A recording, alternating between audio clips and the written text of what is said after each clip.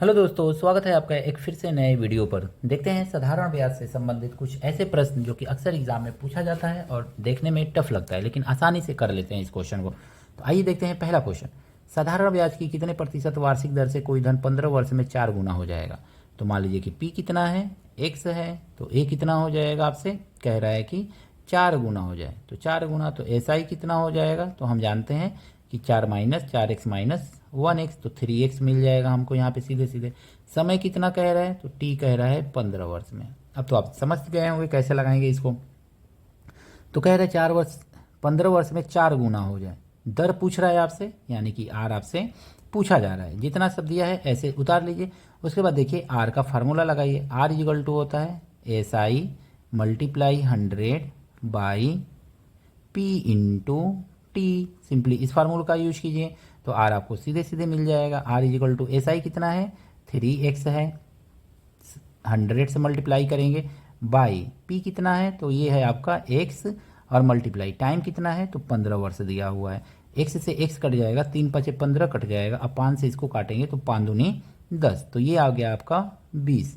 तो आर आपको कितना मिल गया, तो आर इक्वल टू आपको मिल गया 20%। ऑप्शन नंबर सी जो है इसका सही है। आई होप ये क्वेश्चन आपको अच्छी तरह से समझ में आया होगा दोस्तों।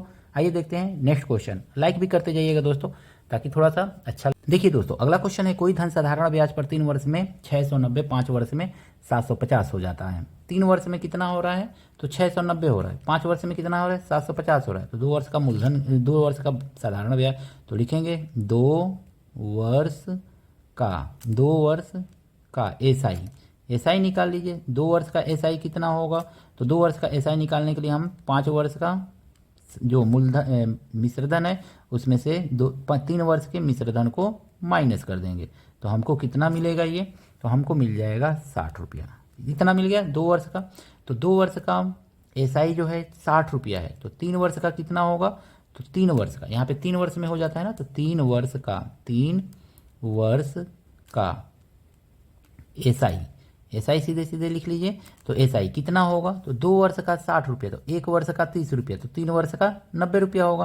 तो सीधे सीधे कर लीजिए 60/2 से भाग दे देंगे और मल्टीप्लाई 3 कर देंगे। तो 2 से भाग देंगे तो 30 आएगा, और 30 से मल्टीप्लाई करेंगे तो 30 तिहाई 90 रुपया आ जाएगा।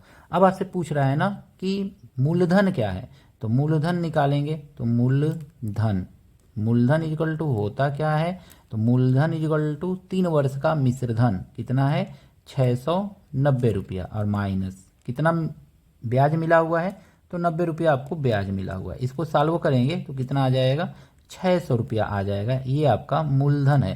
तो यही आपका आंसर हो जाएगा 600 रुपया। ऑप्शन नंबर डी जो है इसका सही है। तो आई होप दोस्तों ये दोनों क्वेश्चन आपको अच्छी तरह से समझ में आया होगा।